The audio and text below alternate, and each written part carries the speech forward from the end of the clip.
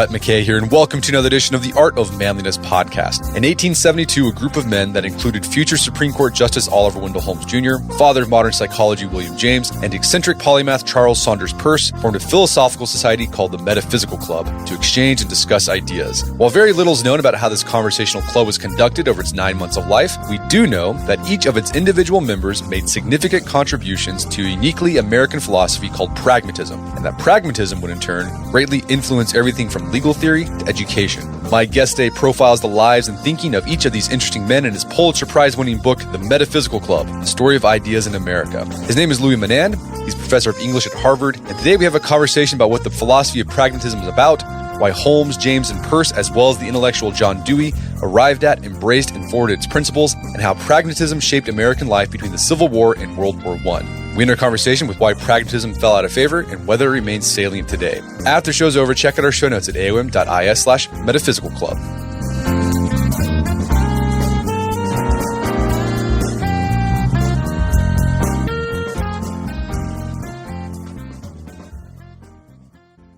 Louis Menand, welcome to the show. Thank you. So you wrote a book some 20 plus years ago called The Metaphysical Club, A Story of Ideas in America. And this book takes a deep dive into changes in American philosophy and thinking that influenced the law, it influenced how we thought about civil rights and freedoms and et cetera. And all this happened between the Civil War and World War I. What drove you to this period of time? Like, what made you explore this period between the Civil War and World War I and how it changed, how American philosophy changed? I got interested in it in a kind of oblique way. So when I graduated from college, I went to law school and I didn't like it. Didn't really feel it was the right place for me, but I took the first year courses and I had a professor of torts named Morton Horowitz at Harvard. And he taught a great class and was a very interesting guy because he was an historian, which most law professors are not. And so then I went and got a PhD in English and I became an English professor. And then in the 1980s, when I was teaching, there was a lot of interest in a school of legal studies called critical legal studies, which was actually centered at Harvard, even though those people weren't there when I was a student there. And they were younger. But Horowitz was sort of associated with this group. And what was distinctive and to some people disturbing about them is that they applied critical theory to legal texts. So they basically treated legal documents, judicial opinions, and so forth in the way that a literature professor might treat them.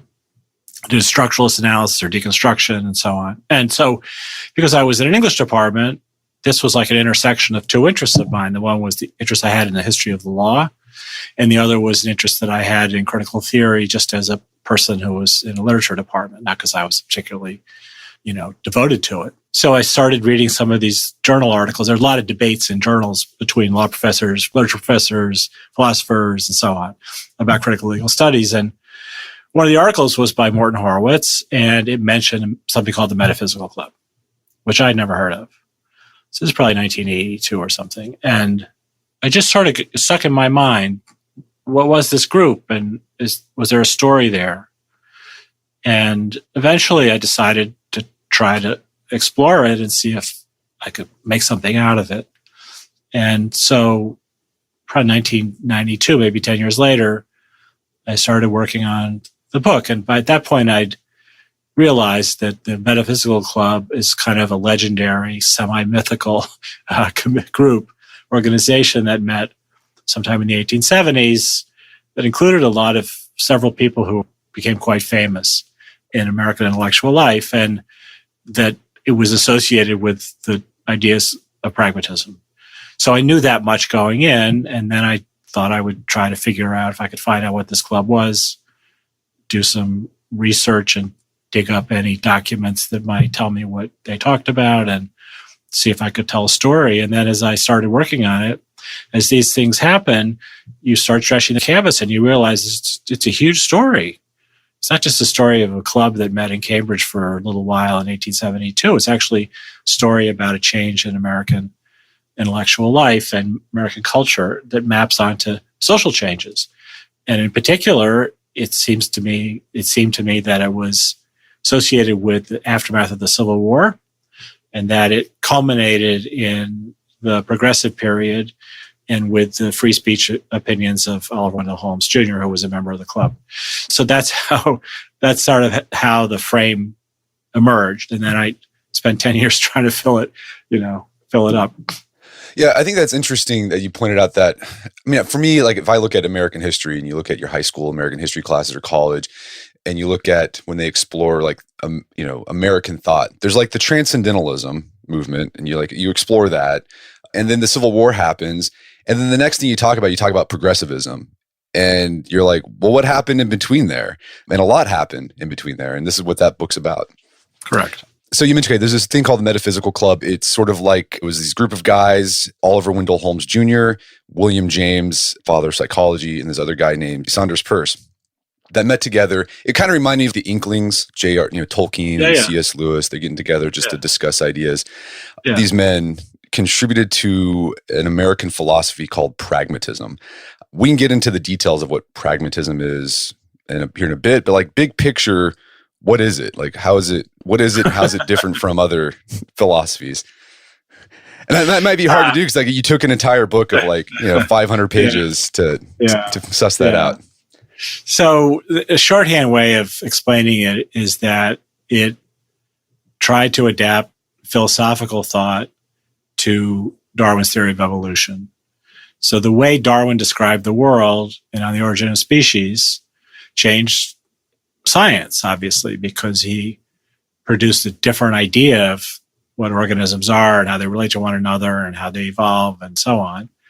But he also, as a consequence of that theory about how life emerges and how change happens, was a different idea of the universe. And the universe in Darwin is filled with uncertainty. It's unsettled. It's fluid. It's constantly changing. And to the extent that philosophy is looking for, what's called first philosophy, that is sort of fundamental principles or absolute truths, which is sort of the way people thought before Darwin. Not everybody, but that was a common way of thinking about what science was doing. These people thought philosophy had to adapt as well. And philosophy had to acknowledge the world that Darwin described. Another way to put it along the same lines is to say that when we think about evolution of our species, it's very natural to think that, we evolved to have hands with fingers because we could just do more with the environment if we have fingers and if we only had sort of a paw or, stump at the end of our arm. So organisms that developed fingers adapted better than organisms that didn't have them because they could use them to survive and reproduce. And that's generally Darwin's theory, of course, of how characteristics evolve in every kind of organism. So if you think of the human organism that way, it's very easy for people to think, hands you can explain on evolutionary theory. What about minds? So for the pragmatist, a mind is the same as the hand. We develop minds as a species, which distinguishes us, we believe, as a species, because it helped us adapt better. So the purpose of minds, or the function of minds, is to form beliefs about the world. Why do we form these beliefs? We form these beliefs because it helps us adapt better to our environment. So the pragmatist thought that the purpose of minds is not to mirror a mind-independent reality, that is to say the way things really are, even if we weren't there to observe them, because that has no adaptive utility. The purpose of minds is to develop beliefs that will help us cope. And when circumstances change, and the same thing is true of any other organism, when circumstances change, then the way we think, our beliefs will change too. It doesn't have to be set in stone, in other words. So this was a challenge to a certain kind of philosophical tradition. I don't want to exaggerate the extent to which other thinkers have never come up with this problem before, but that was what they sort of launched their movement on. So again, to kind of sum up, this may be a blunt way to say it. For the pragmatist, truth is truth if it works or if it allows you to function in the world and adapt. And it's like that. That's what truth is. Yeah, well, William James put it this way. The true is the name for whatever is good in the way of belief. Okay. Truth is a compliment we give to our successful beliefs. Okay. All right. And how did this differ? I mean, you said like, hey, well, how did this differ from, reigning philosophies in the United States at the time? Well, it wasn't so much, I don't think it's so much it's more has to do, I think, with philosophy, with science. Okay. So in the pre-Darwinian scientific world, people thought of species as belonging to sort of a chart of different types that was immutable. And once you had this taxonomy of the different species, you could, make a hierarchy out of them. One consequence of this, of course, is racial doctrine in the 19th century, which makes a hierarchy out of different human races. So that way of thinking suggests that God had a plan, and the plan was to create these different organisms, and it all fits into some hierarchical arrangement that doesn't change particularly over time. So the pragmatists saw that Darwin had, as I said, upset this way of thinking about organisms, and therefore they thought philosophy needed also to make progress. So to say that doesn't have philosophical antecedents is not quite right, because William James, for example, thought that the British empiricists like Hume, John Stuart Mill, Berkeley were pragmatists because they showed the cash value of certain philosophical terms. They didn't think about them in terms of absolutes. So it's not that people hadn't thought this way. It's just that the post-Civil War period, getting rid of hierarchical thinking and typologies and so on seemed like an imperative. Well, let's kind of dig into each of these guys you talk about, because all of them brought something to this idea of pragmatism. Yeah. And you start off talking about Oliver Wendell Holmes Jr., and you make the case that his experience in the Civil War, it affected him profoundly and for the rest of his life. And it kind of, in a way, there was like the Darwinism going on as well, but in a way, it also, his experience in the Civil War opened him up to the idea, to pragmatism. I mean, kind of big picture, like what was his experience like and how did it change his thinking? Yeah, Holmes is a really dramatic story in a way that the other figures in the book aren't, because he did fight in the Civil War. He was a college student at Harvard, and he enlisted, which is unusual, as soon as the war broke out in 1861. And he joined the 20th Regiment of Massachusetts Volunteers. And he fought for 3 years in the war in very bloody fighting. And he was wounded 3 times, 3 different battles. But he kept returning to the war, even though he wanted to get out. And he served out his 3 years. And that was a really important experience for him, I suggest. I'm not the only person, but I think it's an important experience for him. So what happened was that he was an abolitionist. This is kind of buried in biographies of him because he tried to sort of conceal this part of his past, I think. But he was an abolitionist in Boston in the 1860s and 1859, that era when he was a college student. That was unusual because most Bostonians were Unionists. They didn't want the South to secede. They didn't particularly like slavery necessarily, but they also didn't want to start a civil war. Whereas the abolitionists were secessionists. They wanted the South to secede. They wanted nothing to do with the South. So he took the radical position, in other words, on slavery and on the war. So he joined in that spirit. And he wrote letters to his parents during the war in which he talked about fighting for Christian civilization and things like that. That's very un-Holmesian. But he was an idealist, as young people are. And the war sort of purged him of his idealism because, when you're actually out there seeing people die in front of you, often he saw friends of his from Harvard was shot, right, in battles he was fighting in.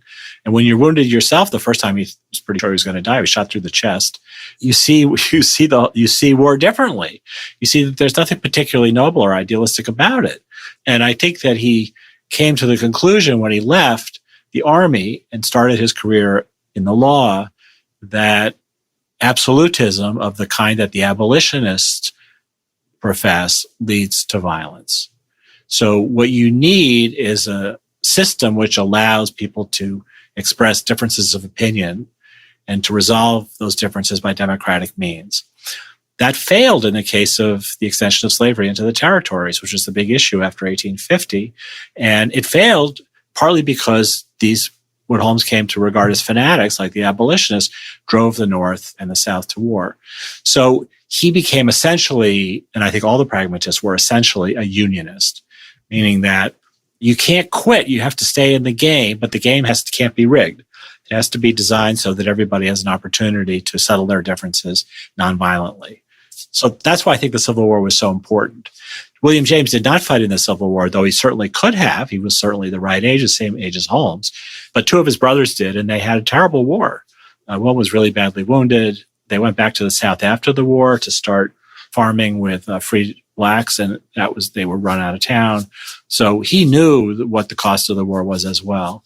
So I think the war, to me, and this is, I would say this is the only original contribution that my book makes, the historiography of pragmatism, is the war really drove this way of thinking in a way that usually in histories of pragmatism, it's attributed mainly to Darwinism.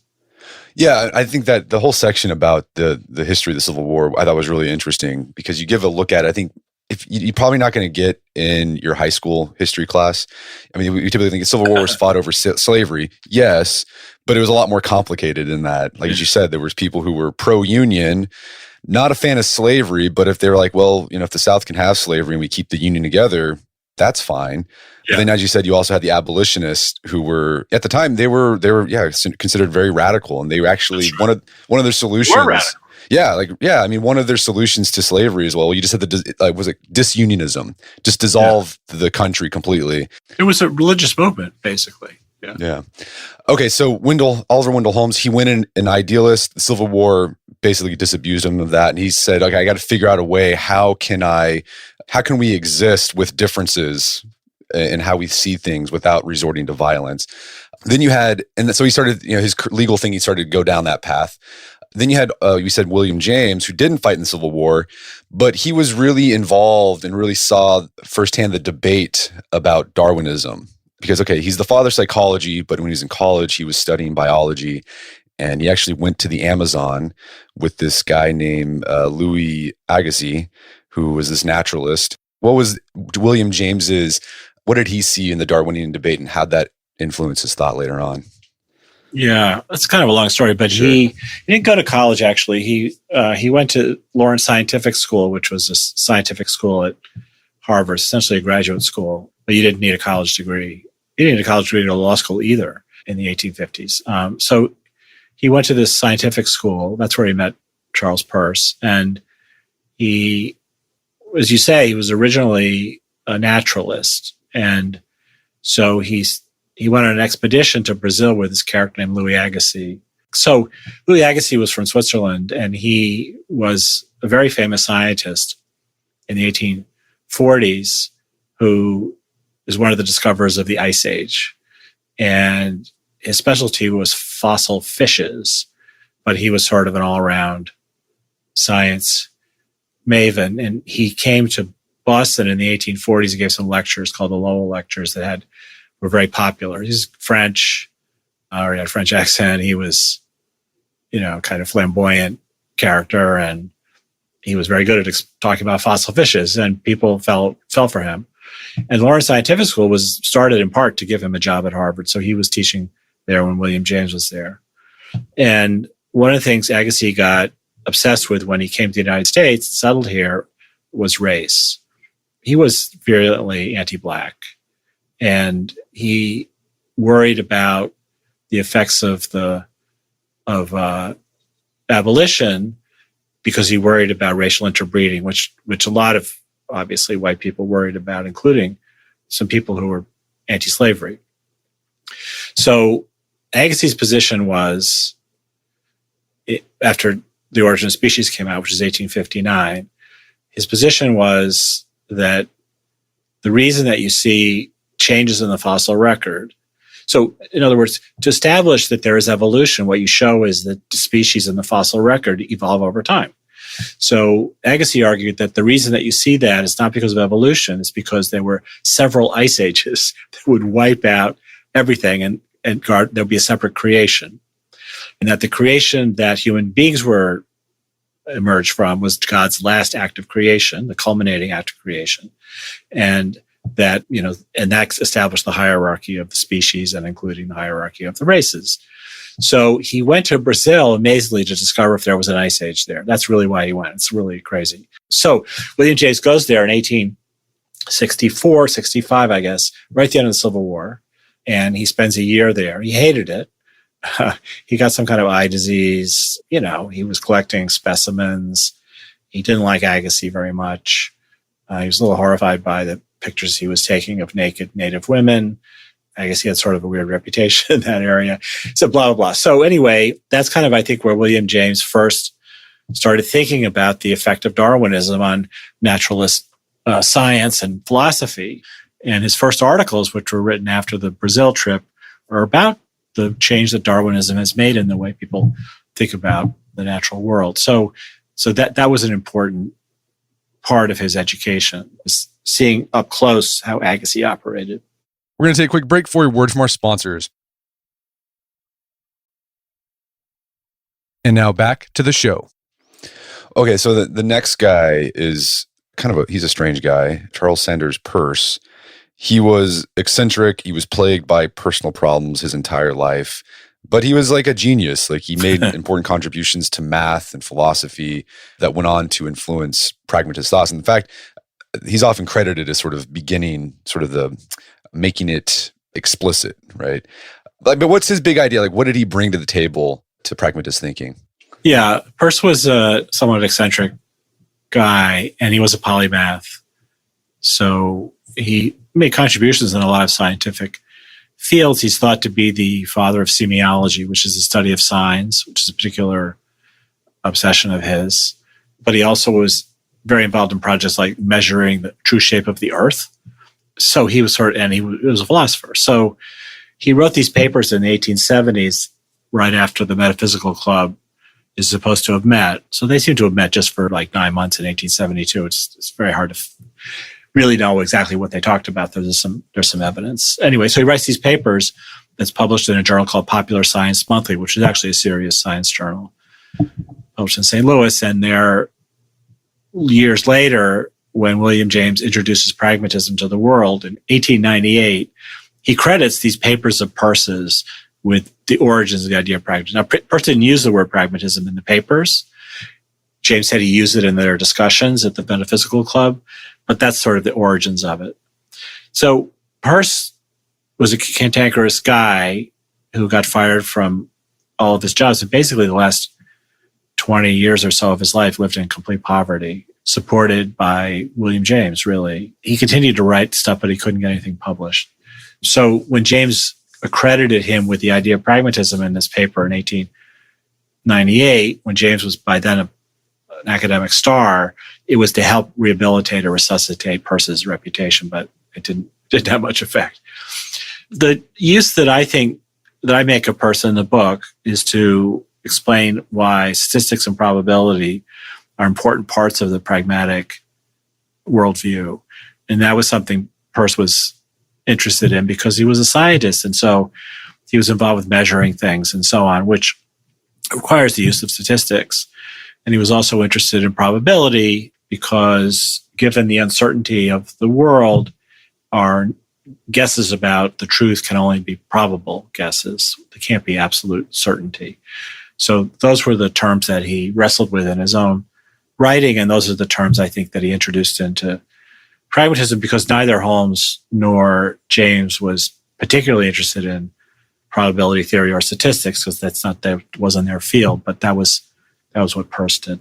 Yeah, I mean, I think the step he made is he said, okay, he took Darwinism. Okay, this can happen to organisms, but like he said, like it could also happen to natural laws as well. Yeah. The reason why the theory of gravity exists is because, well, there's been other laws that tried to happen, but it didn't fit, and they failed. Yeah, it failed, and gravity is the one that's left over. Yeah. So Peirce had a real teleology, which the others did not, which is to say that he thought there was a final state that the universe was going to approach, and that eventually everything would be law-like. Right now, things are still in a condition of uncertainty or probabilistic certainty, but eventually everything would be strictly law-like, including our beliefs. So that he had a sort of cosmological view, which James and Dewey certainly didn't have. Okay, so let's talk about that. You mentioned Dewey. He wasn't part of the Metaphysical Club, but you spent a lot of time talking about him. Let's talk about John Dewey. Like, who was he for those who aren't familiar with him, and why is he included in this book about pragmatism? Yeah, so in his day, he was the more famous than any of them, really. He was a major American public intellectual in the 20th century. He was born in 1859, so obviously in Vermont. So obviously, he wasn't part of the Metaphysical Club that met in 1872. So most of those other guys are born in the early 1840s. So he's younger. But he went to graduate school at Johns Hopkins. He went to the University of Vermont. Then he went to Hopkins. And his teacher was Charles Peirce. So he knew Peirce. And Dewey's thought evolved from, he was originally an Hegelian, interestingly, a neo-Hegelian, but it evolved in the general direction of pragmatism. So that by the time in 1898, when James publishes his paper called, I think, Philosophical Conceptions and Practical Results or something like that, announcing pragmatism, he's there too. And then they sort of team up like tag team wrestling, and they, for the next 10 or 12 years until James dies in 1910, they debate philosophy with philosophers all over the world. So he becomes very important in getting the word out beyond just James's circles and certainly Peirce's circles to a larger public. And he's the one who influences, but James too, but mainly Dewey, journalists and so on, progressivists. They read Dewey because he was a public intellectual. He wrote on social topics, political topics, up until his death in 1952. So he's really important because he was this kind of dominant figure in American philosophy. And I mean, he's also known as like an education reformer. And it seemed like what he was doing, he was actually trying to take pragmatism and apply it to education. So, before Dewey and his ideas, like you just go to class, you just sit there, and the idea was like a professor is just supposed to transmit information into the student's head. Yeah. Dewey took this idea, well, no, actually knowledge isn't like that. It's okay, so this Darwinian, if it works, it's true. And the way you figure out what works, you actually have to do things. And so you kind of introduce this idea of like, well, instead of teaching about the digestive system with a diagram, like we're going to make graham crackers or something. And then you eat it. And then the student will be able to explore, well, we can explore chemistry, math, physiology by doing. So like learning was doing for Dewey. Yeah, learning by doing. So most early childhood education to this day is learning by doing. Kids do stuff. They make things, let's say. And the idea is that it's by doing stuff in the world that we acquire knowledge. And then that knowledge enables us to do more stuff in the world. That's how it works. So the disjunction between learning and doing, which he thought dated back to the Greeks, was an outmoded way of thinking, that we learn and do at the same time. So he created this school. He was first teaching at the University of Chicago in the 1890s, created a school which is still at Chicago called the Laboratory School, which instituted this theory of education. And then he became very famous and influential as a philosopher of education, traveled all over the world talking about his theories of education. And his books had a lot of influence in that area, but it is, as you say, connected with his pragmatism. Well, let's talk about the influence this sort of pragmatic thought had on all these guys and had on America. We talk about Holmes. So Holmes, originally he was an idealist. Civil War made him jaded, and he kind of became pessimistic about what was possible in life. He didn't think utopia was possible. So he took a pragmatic approach to his jurisprudence as a judge. He's like, well, we're going to do the best we can and just whatever works. And for him, like what worked was like, what can you do to like dissipate violence? It seemed like that was, how can we avoid another civil war? So I guess the question is like, how did Holmes apply his pragmatic thought to his jurisprudence, and how do we see that Holmesian legal theory that's influenced by pragmatism? How do we see it today? Yeah. So just on one point there, he definitely did not use, so Holmes was a judge. Right. From 1882 to 1902, he was a judge on the Supreme Judicial Court of Massachusetts. Eventually, I think he was Chief Justice. And then in 1902, he was made Associate Justice of the Supreme Court by Theodore Roosevelt. And he served for another 30 years on the Supreme Court. So he spent 50 years as a judge in courts of last resort, meaning that he wrote opinions. He's supposed to have written over 2,000 judicial opinions. So he did not use the law to further his political objectives. His theory, he does make a contribution at the very end of near the end of his career, which I'll get to in a second. But in general, his judicial opinions are notable for their lack of commitment to the idea of rights. So that's a complicated thought. So I'll try to explain it. We think of rights as individual liberties, like the First Amendment, the right to free speech, for example. But in the 19th century, the courts generally thought of rights as in terms of the needs of business. So the court confected something called liberty of contract, which supposed to have allowed workers to contract to work under conditions that might be inhumane, but that prevented the government from regulating those conditions, let's say working 12 hours a day or something like that. The government can't interfere with that because the worker has freely entered into a contract to work 12 hours a day, and that's protected by this right called liberty of contract. And they also believed in a right of property, which also prevented the government from regulating business because it was interfering with the right of the property owner to use the property in the way they saw fit. So Holmes was skeptical of this whole idea of rights protecting people or individuals or corporations or businesses. And that included individual rights. He was very skeptical of individual rights having any particular value because he thought that a democracy is supposed to allow the legislature, the government, to decide on what basis society should be organized. He said, if the majority of people want a socialist country, it's their right under the Constitution to have one. He said he wouldn't want one. He was perfectly happy with laissez-faire capitalism. But he said it wasn't his opinion that governed that. It was the opinion of the majority. So, in other words, he had a democratic defense of law, and therefore he found rights to be a kind of abstract principle that was an obstacle to the majority doing what it wanted to do. So that was sort of his position. What changed that was in the time of the First World War, the Congress passed something called Alien and Sedition Act, which made it, or maybe the Espionage and Sedition Act, which made it illegal for people to interfere with the war effort, including by making anti-war speeches. So there were several cases in 1919 after the war of people who had been convicted under the Sedition and Espionage Act, whatever the act was, claiming First Amendment right to say to speech. And Holmes, the court Holmes was on, upheld the convictions in all three cases. But in the third of the three cases, called Abrams against the United States, Holmes wrote a famous dissent. And he upheld the right of the defendants who had distributed anti-war leaflets to express their views. And he argued that the reason that we have protection of speech is because it allows dissenting views to be expressed. If we suppress them, then the people who hold those views will rightly feel that the government is not legitimate because they were not allowed to express and persuade other people of their opinions. So what makes majority opinion legitimate is because the majority has had its say.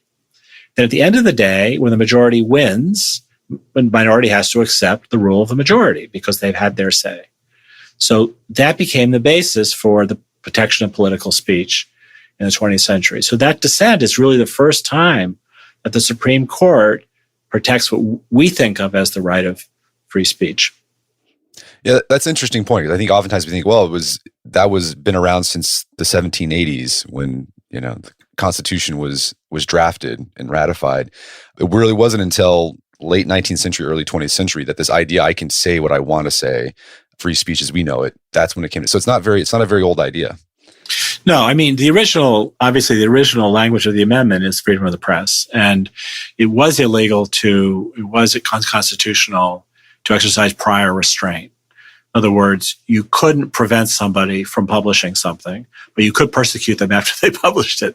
So, the First Amendment is a football. It is today. It's very controversial because it requires us to tolerate opinions that we find abhorrent. It's hard for people to do that.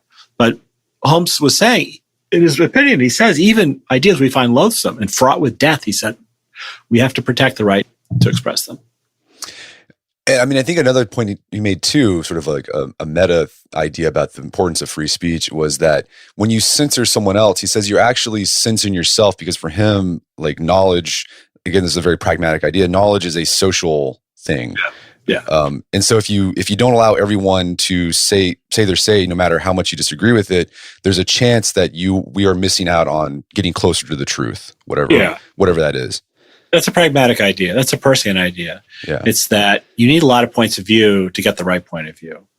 So when you're measuring something, or trying to measure something precisely, let's say the position of a star in astronomy, you're going to get discrepant observations because for all kinds of reasons, they're not all going to be exactly the same. So you need a method of sort of sorting out of all the variety of observations that you have, all the differences, what's likely to be the truest observation. So this was a problem in astronomy days from the 18th century. So in Holmes's opinion, he uses the phrase marketplace of ideas. It's the same idea. It's a Darwinian idea, which is that the more ideas you introduce, even really bad ones, the closer you can get to figuring out what the right idea is, the right thing to do is. So you need the contributions even of wackos. It's like, that's how Wikipedia is edited, for example. It's basically wisdom of crowds. You have all these different people contributing to a Wikipedia page who have partial knowledge of the subject. And their partial knowledge is corrected by the partial knowledge of other people. But you add it all up together, you get something approximating the right account of whatever it is the Wikipedia article is about. So Wikipedia is very, very insistent on not discriminating against contributors, even though some of them may be wacko or frauds or imposters, because you need the outliers to know, where the norm is.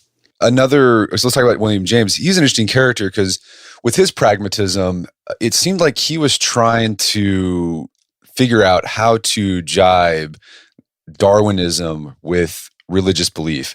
Yeah. William James was a guy, he was a man of science, but he also he really wanted to believe. It seems like he was struggling that with his entire life. So how did pragmatism help William James resolve some of that tension that existed between accepting Darwinism, which said, okay, things happen because it's God's not even involved, but then also this desire that humans have to believe in a higher power? Yeah. Well, you're right. James has an interesting personality, and you have to understand it a little bit to kind of get what he's doing with pragmatism. But what you said is correct. So he had a kind of mercurial health. So he had a bad back that made him depressed. He would have extended periods of depression, clinical depression. He also, starting about 10 years before his death, he had a serious heart problem. And he was a guy who thought a lot about, the meaning of life, let's put it that way. And his father, Henry James Sr., his brother was the novelist Henry James. His father, Henry James Sr., was a theologian, a very eccentric theologian, who really believed in divine providence. He was Swedenborgian.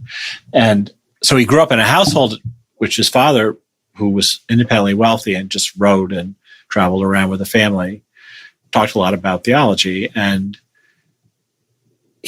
William James himself, could never quite bring himself to believe in God, but he felt it must be real to people because you ask them about it and it's quite genuine when they say, yes, I believe in God, there is a God.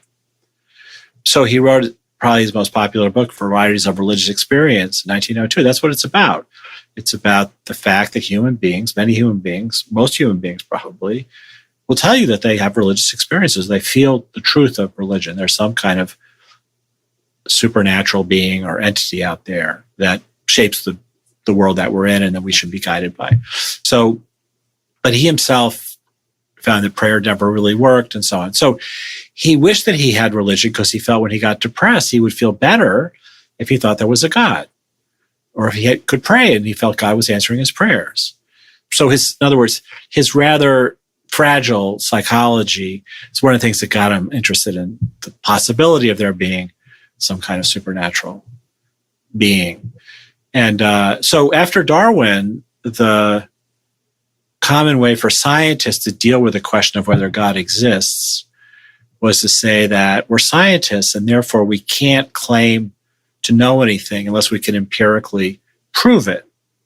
Since it's impossible to empirically prove the existence of God, we have to be agnostic. That's when the term agnostic is created by Thomas Huxley. So James thought that was stupid. He thought it should be possible to believe in God without having to prove it scientifically that there is a God. And his name for this was what he called the will to believe. And the will to believe, the doctrine, the idea behind the concept of the will to believe is that I can believe in God if belief in God makes a difference for me in the world. It's just like believing in causation. You can't prove causation because nobody can see causation, but we all believe in it because it cashes out. It pays to believe there's causation. It's not just random shit out there. So James thought the same thing could be true for belief in God. If it changes the way you live in the way you want it to change it, then it's true pragmatically. So it is interesting that everything he writes about pragmatism from 1898, or even earlier in The Will to Believe, which is earlier in that decade, through the book Pragmatism, which I think is 1907, it basically comes down to justifying on pragmatic grounds people's belief in the supernatural. So basically, it's like the idea is, well, if it works for you. Yeah, but if you think about it, yeah. But that's kind of what religion is. Religion says, if you take, like Christianity, if you take Jesus into your life, you'll be happier. You'll be a better person. You don't have to show that there is a real spirit of Jesus out there. You just have to believe. And that's what James says. People have done this throughout history and it made a difference to them. We can't say, oh, they never proved it. What proof is there? Why do you need proof? So he thought generally the claims of 19th century science, this is a big period of science, post-Darwin period of science, that 19th century science was too sure of itself. He believed there might be extrasensory perception. He believed there might be seances, might actually be in contact with the souls of dead people. He was never convinced of it, but he thought we should have an open mind about it. We shouldn't just assume that what 19th century science tells us is the way things are or have to be. We should be open to the possibility that they're wrong. There's all kinds of stuff they don't know. So that's why he was a great thinker, but it's also why, he's kind of out there in terms of the stuff that we're talking about. Yeah, I think something that was happening in the 19th century with Darwinism is that scientists were trying to figure out, okay, this works with animals and natural laws.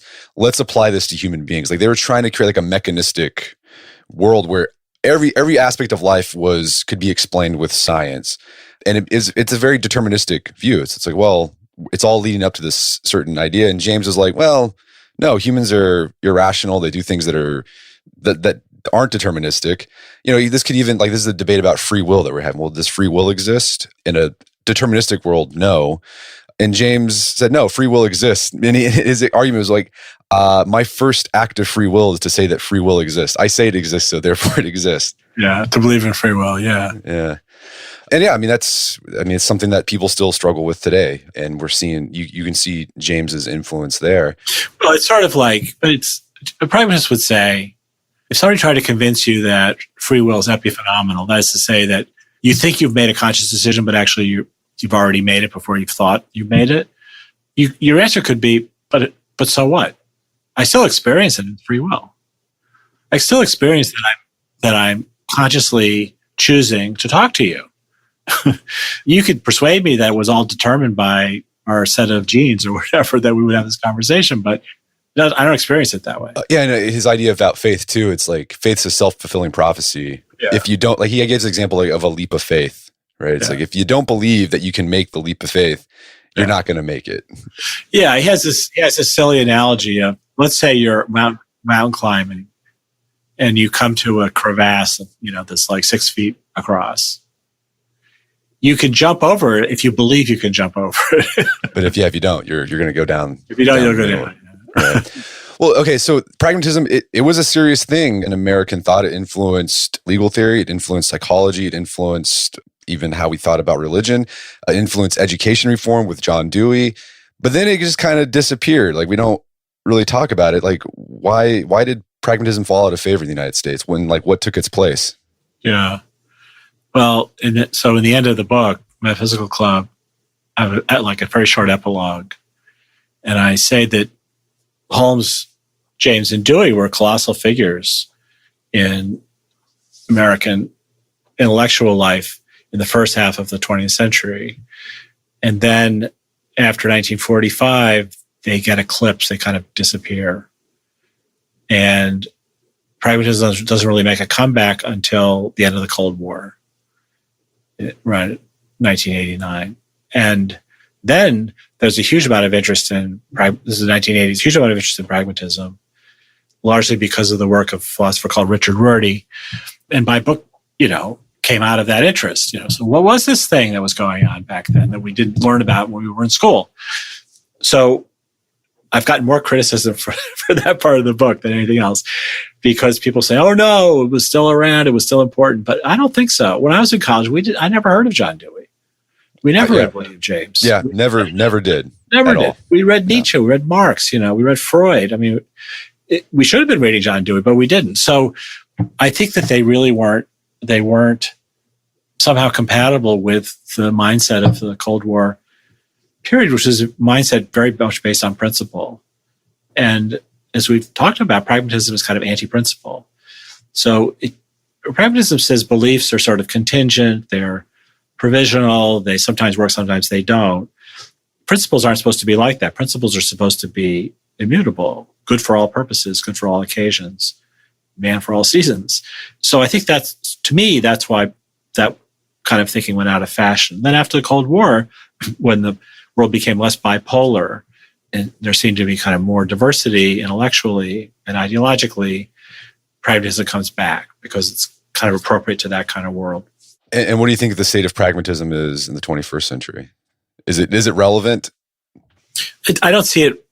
So as I said, the period between Rorty published a book called Philosophy in the Mirror of Nature in 1979, which is sort of his big book, but it's an attack on analytic philosophy, but he doesn't mention pragmatism in that book. And then he published a book in 1982 called Consequences of Pragmatism. That's where I first encountered his writing. And that was a lot of those essays were about, a collection of essays about pragmatism. And then following that in 1982, there began growing interest in pragmatism among people in literature, and then eventually people in the art world, architects. People began reading Dewey again and quoting Dewey as a biography of Dewey. It was very influential. A guy named Robert Westbrook. And there just was a revival of literature. Then all these editions started coming out. All the letters were being collected. There's a lot of scholarly activity. I was writing my book. So really between maybe 1980 and 2000 or so, it was just flooded the field. There was also a lot of debate about it. A lot of people hated it. There was a lot of argument about it and so on. And then after 9/11, I think it kind of faded from the scene a little bit. And then after Rorty died, interestingly, it just sort of died out, which is odd. I think a lot of it was because of Rorty, because he was very prolific and people were fascinated by what he was saying. And then it kind of died out a little bit. So I don't know why. You don't know why, but yeah, to me, it's no longer a really central part of intellectual life. But as we've been saying, it's one of those things that can come and go. I mean, it fits a certain kind of moment really well. It doesn't fit other kinds of moments very well. It's pragmatic, right? If it fits, it fits, right? It's pragmatic, yeah. But if you're really for something or really against something, you tend to hold those positions on principle. You don't want to hear somebody saying, "Well, there might be ESP," Right. Yeah, I'm sort of ambivalent about pragmatic. Like on one hand, I'm like, well, that makes sense, right? Like if it works, then it works. But then there's other hand, well, what about principles? Like you got to have like some sort of like foundational principles that, sort of Platonic. And I don't know how to. But Dewey would say your principles, you hold those principles because they make sense. Right. In other words, you don't hold them because they're out there in the sky somewhere. Yeah. That your principles correspond to. You hold them because they work for you. So one of the principles that people have is a desire to believe in absolutes. But pragmatists would say that's fine, but understand why you believe in absolutes, because it works for you. Well, this has been a great conversation. I got to explore an idea that because I keep on bumping into these guys in my reading in American history, and it was great to finally what were these guys really about or all about? Yeah, good. I'm glad. William Menand, thanks for your time. It's been a pleasure. It's a pleasure for me too. Thanks so much. My guest today was Louis Menand. He's the author of the book, The Metaphysical Club. It's available on Amazon.com and bookstores everywhere. Check out our show notes at aom.is/metaphysical club, where you can find links to resources. We delve deeper into this topic.